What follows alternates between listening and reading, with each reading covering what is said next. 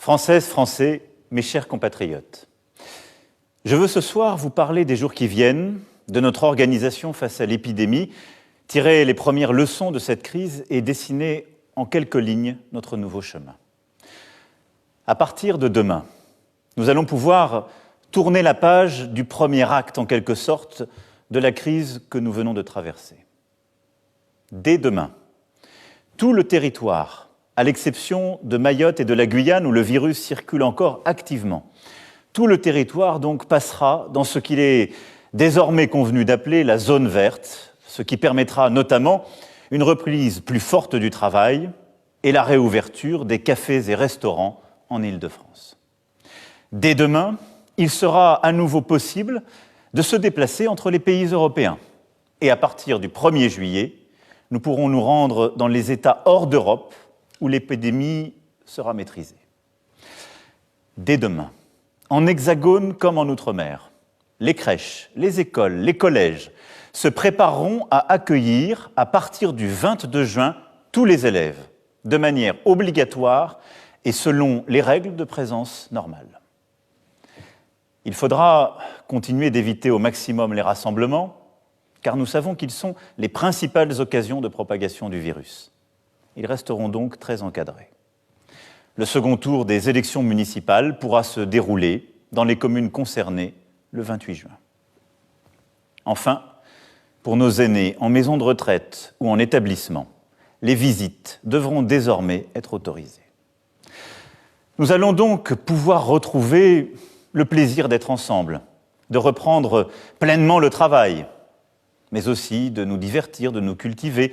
Nous allons retrouver pour partie notre art de vivre, notre goût de la liberté. En somme, nous allons retrouver pleinement la France. Cela ne signifie pas que le virus a disparu et que nous pouvons baisser totalement la garde. Il nous faudra pour longtemps encore vivre avec lui, respecter les règles de distance physique. L'été 2020 ne sera pas un été comme les autres, et il nous faudra veiller à l'évolution de l'épidémie pour nous préparer au cas où elle reviendrait avec plus de force.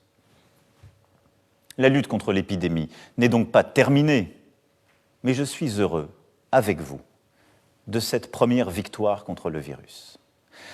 Et je veux, ce soir, en ce moment, penser avec émotion à nos morts, à leurs familles, dont le deuil a été rendu plus cruel encore en raison des contraintes de cette période.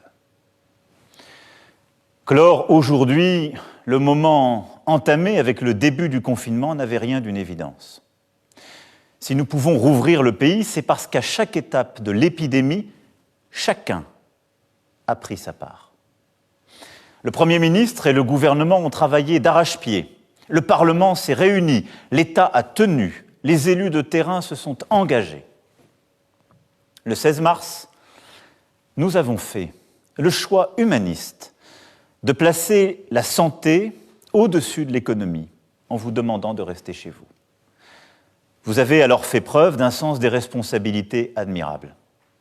Et grâce à l'engagement exceptionnel de nos soignants et de toutes les équipes, l'ensemble des malades qui en avaient besoin ont pu être pris en charge, à l'hôpital ou dans la médecine de ville.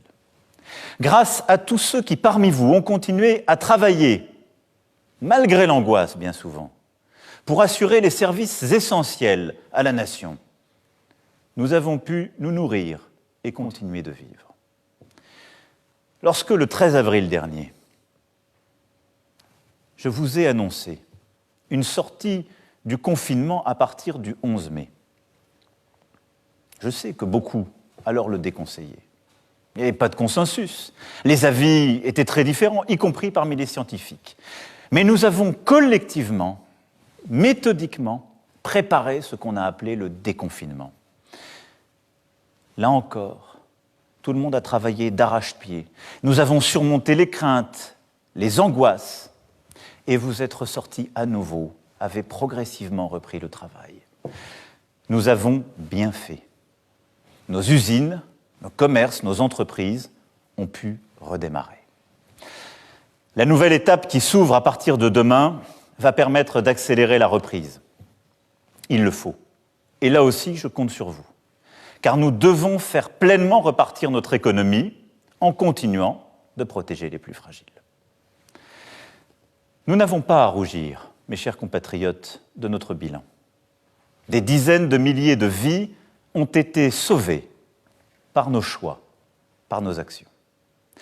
Nous avons su doubler en quelques jours nos capacités de réanimation, organiser des transferts de centaines de patients entre régions et avec les pays voisins, approvisionner nos commerces, réorienter notre production industrielle, inventer des nouvelles solidarités. La période a montré que nous avions du ressort, de la ressource, que face à un virus qui nous a frappés plus tôt et plus fort que beaucoup d'autres, nous étions capables d'être inventifs, réactifs, solides. Nous pouvons être fiers de ce qui a été fait et de notre pays. Bien sûr, cette épreuve a aussi révélé des failles, des fragilités. Notre dépendance à d'autres continents pour nous procurer certains produits, nos lourdeurs d'organisation, nos inégalités sociales et territoriales. Je veux que nous tirions toutes les leçons de ce que nous avons vécu. Et avec vous, comprendre ce que nous avons mieux réussi ou moins bien réussi que nos voisins. Nos forces, nous les conforterons. Nos faiblesses, nous les corrigerons vite et fort. Le moment que nous traversons, et qui vient après de nombreuses crises depuis 15 ans, nous impose d'ouvrir une nouvelle étape afin de retrouver pleinement la maîtrise de nos vies, de notre destin en France et en Europe. Ce sera la priorité des 2 années à venir que je veux utiles pour la nation. C'est aussi le cap de la décennie que nous avons devant nous. Retrouver notre indépendance pour vivre heureux et vivre mieux. Avec l'épidémie, l'économie mondiale s'est quasi arrêtée. Notre première priorité est donc d'abord de reconstruire une économie forte, écologique, souveraine et solidaire. Depuis le premier jour de la crise, notre mobilisation est totale, quoi qu'il en coûte. Tel était l'engagement que j'avais pris devant vous dès le mois de mars. Chômage partiel, prêt aux entreprises, accompagnement des commerçants, des indépendants, soutien des plus précaires, tout a été mis en œuvre par le gouvernement pour sauvegarder nos emplois et pour aider chacun. Nous avons décidé des plans massifs pour des secteurs les plus durement touchés, l'industrie automobile, l'aéronautique, le tourisme, la culture, la restauration, l'hôtellerie. Et nous poursuivrons. Au total, nous avons mobilisé près de 500 milliards d'euros pour notre économie, pour les travailleurs, pour les entrepreneurs, mais aussi pour les plus précaires. C'est inédit. Et je veux ce soir que vous le mesuriez aussi pleinement. Dans combien de pays tout cela a-t-il été fait ? C'est une chance. Et cela montre la force de notre État, de notre modèle social et de notre économie. Ces dépenses se justifiaient et se justifient en raison des circonstances exceptionnelles que nous venons de vivre. Mais elles viennent s'ajouter à notre dette déjà existante. Nous ne financerons pas ces dépenses en augmentant les impôts. Notre pays est déjà l'un de ceux où la fiscalité est la plus lourde, même si depuis 3 ans, nous avons commencé à la baisser. La seule réponse est de bâtir un modèle économique durable, plus fort, de travailler et de produire davantage pour ne pas dépendre des autres. Et cela, nous devons le faire, alors même que notre pays va connaître des faillites et des plans sociaux multiples, en raison de l'arrêt de l'économie mondiale. C'est pourquoi j'assumerai avec vous, avec toutes les forces de notre pays, avec le tissu de nos entreprises, avec nos salariés comme nos indépendants, nos corps intermédiaires, je m'engagerai dans cette reconstruction économique. Il nous faut d'abord tout faire pour éviter au maximum les licenciements. C'est pour cela qu'avec les syndicats et le patronat, nous avons lancé une négociation pour que dans toutes les entreprises, nous arrivions à préserver le plus d'emplois possible malgré les baisses d'activité. Il nous faut créer de nouveaux emplois en investissant dans notre indépendance technologique, numérique, industrielle et agricole. Par la recherche, la consolidation des filières, l'attractivité et les relocalisations lorsque cela se justifie, un vrai pacte productif. Il nous faut aussi créer les emplois de demain par la reconstruction écologique qui réconcilie production et climat, avec un plan de modernisation du pays autour de la rénovation thermique de nos bâtiments, des transports moins polluants, du soutien aux industries vertes. Cela passera aussi par l'accélération de notre stratégie maritime, nous qui sommes la deuxième puissance océanique mondiale. La Convention citoyenne rendra dans quelques jours son travail qui contribuera à ce projet. Cette reconstruction doit aussi être sociale et solidaire. Une relance par la santé, comme nous avons commencé à le faire avec la négociation du Ségur, qui non seulement revalorisera les personnels soignants, mais permettra de transformer l'hôpital comme la médecine de ville par des investissements nouveaux et une organisation plus efficace et préventive. Une relance solidaire qui permettra de mieux protéger nos aînés, mieux protéger aussi les plus pauvres d'entre nous. Une relance sociale et solidaire enfin, par un investissement massif pour l'instruction, la formation et les emplois de notre jeunesse. Nous le lui devons. Nous lui avons tant demandé durant cette période. Elle va encore avoir un été, une rentrée si difficile, et c'est elle qui porte la dette écologique et budgétaire de notre pays. Ce plan de reconstruction se fera avec l'Europe, qui, après des débuts timides, s'est hissée à la hauteur du moment. L'accord franco-allemand, autour d'un endettement conjoint et d'un plan d'investissement pour redresser l'économie du continent, est un tournant historique. En empruntant pour la première fois ensemble, avec la chancelière d'Allemagne, nous proposons aux autres États européens de dire « nous » plutôt qu'une addition de « je ». C'est le résultat d'un travail acharné, initié par la France, et que nous menons depuis 3 ans. Ce peut être là une étape inédite de notre aventure européenne et la consolidation d'une Europe indépendante qui se donne les moyens d'affirmer son identité, sa culture, sa singularité face à la Chine, aux États-Unis et dans le désordre mondial que nous connaissons. Une Europe plus forte, plus solidaire, plus souveraine, c'est le combat que je mènerai en votre nom dès le Conseil européen de juillet et dans les 2 années à venir. Cette reconstruction économique, écologique et solidaire sera la clé de notre indépendance. Elle sera préparée durant tout l'été avec les forces vives de notre nation pour être mise en œuvre au plus vite. L'indépendance de la France, pour vivre mieux, exige aussi notre unité autour de la République. Tel est le 2e axe de cette nouvelle étape. Je nous vois nous diviser pour tout et parfois perdre le sens même de notre histoire. Nous unir autour du patriotisme républicain est une nécessité. Nous sommes une nation où chacun, quelles que soient ses origines, sa religion, doit trouver sa place. Est-ce vrai partout et pour tout le monde ? Non. Notre combat doit donc se poursuivre, s'intensifier, pour permettre d'obtenir les diplômes et les emplois qui correspondent aux mérites et talents de chacun, et lutter contre le fait que le nom, l'adresse, la couleur de peau réduisent encore trop souvent dans notre pays les chances que chacun doit avoir. Nous serons intraitables face au racisme, à l'antisémitisme et aux discriminations, et de nouvelles décisions fortes pour l'égalité des chances seront prises. Mais ce combat noble est dévoyé lorsqu'il se transforme en communautarisme, en réécriture haineuse ou fausse du passé. Ce combat est inacceptable lorsqu'il est récupéré par les séparatistes.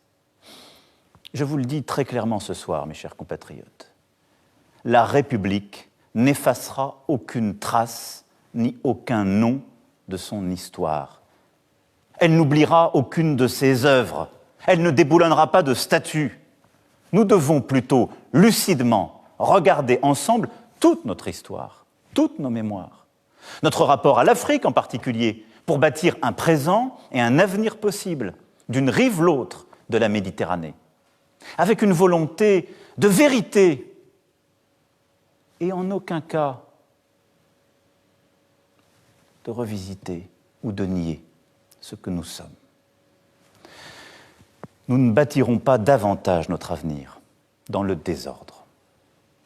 Sans ordre républicain, il n'y a ni sécurité ni liberté. Cet ordre, ce sont les policiers et les gendarmes sur notre sol qui l'assurent. Ils sont exposés à des risques quotidiens en notre nom. C'est pourquoi ils méritent le soutien de la puissance publique et la reconnaissance de la nation. Enfin, il me reviendra avec vous de bâtir de nouveaux équilibres dans les pouvoirs et les responsabilités. C'est le troisième axe que je vois à cette nouvelle étape. J'en ai la conviction profonde, l'organisation de l'État et de notre action doit profondément changer. Tout ne peut pas être décidé si souvent à Paris. Face à l'épidémie, les citoyens, les entreprises, les syndicats, les associations, les collectivités locales, les agents de l'État dans les territoires ont su faire preuve d'ingéniosité, d'efficacité, de solidarité. Faisons-leur davantage confiance. Libérons la créativité et l'énergie du terrain. C'est pourquoi je veux ouvrir pour notre pays une page nouvelle donnant des libertés et des responsabilités inédites à ceux qui agissent au plus près de nos vies. Liberté et responsabilité pour nos hôpitaux, nos universités, nos entrepreneurs, nos maires et beaucoup d'autres acteurs essentiels. Mes chers compatriotes, ce projet d'indépendance, de reconstruction n'est possible que parce que depuis 3 ans, nous avons mené un travail sans relâche pour l'éducation, l'économie, la lutte contre les inégalités dans notre pays. Parce qu'aussi, nous nous sommes battus pour notre projet européen et notre place dans l'ordre international. Je ne crois pas que surmonter les défis qui sont devant nous consiste à revenir en arrière. Non. Mais les temps imposent de dessiner un nouveau chemin. C'est ainsi que chacun d'entre nous doit se réinventer, comme je l'ai dit, que nous devons collectivement faire différemment.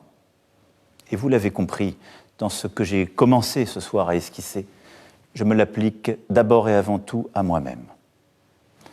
C'est dans cet esprit de concorde que j'ai demandé au président des 2 chambres parlementaires et du Conseil économique, social et environnemental de proposer quelques priorités susceptibles de rassembler le plus grand nombre. C'est aussi dans cet esprit que j'ai engagé des consultations larges que je poursuivrai durant les prochains jours. Je m'adresserai à vous en juillet pour préciser ce nouveau chemin, lancer les premières actions. Et cela ne s'arrêtera pas. Mes chers compatriotes, nous avons devant nous des défis historiques. Pour les relever, n'oublions jamais nos forces, notre histoire, notre jeunesse, notre sens du travail et de l'engagement, notre volonté de justice,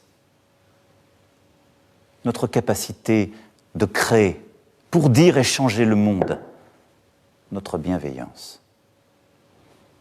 Agissons ensemble, avec toutes ces forces chevillées au corps. Ayons ensemble cette volonté de conquérir, cette énergie du jour qui vient. Vive la République, vive la France.